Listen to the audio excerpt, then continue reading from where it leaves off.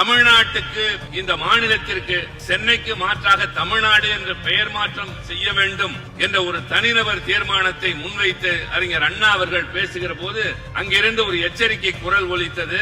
நாட்டுக்குள்ளேயே நாடு கேட்கிறீர்களா என்று. தமிழகம் என்று கேட்கக்கூடாதா? இன்றைக்கும் சில பேர் அதை சொல்கிறார்கள். தமிழகம் என்று சொன்னால் என்ன தவறு என்று. ஆனால் அண்ணா தெளிவான பார்வையோடு சொன்னார், தமிழ்நாடு என்று பெயர் வைக்க வேண்டும் என்றார். தமிழ்நாடு என்று ஏன் நாட்டுக்குள்ளே கேட்கிறீர்கள் என்று சொன்னபோது அண்ணா சொன்னது இன்றும் எதிரொலிக்கிறது. திருத்திக் கொள்ளுங்கள், இந்தியாவே ஒரு நாடு அல்ல.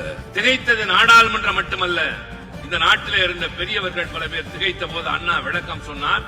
ஒரு நாடு என்று சொன்னால் ஒரு மொழி, ஒரு இனம், ஒரு பண்பாடு, ஒரு கலாச்சாரம் இருந்தாக வேண்டும். ஆனால் இந்தியா என்கின்ற நாம் வாழ்கின்ற இந்த பகுதியில் பல மொழிகள், பல கலாச்சாரங்கள், பல பண்பாடுகள். எனவே இது ஒரு துணை கண்டமே தவிர ஒரு நாடு அல்ல.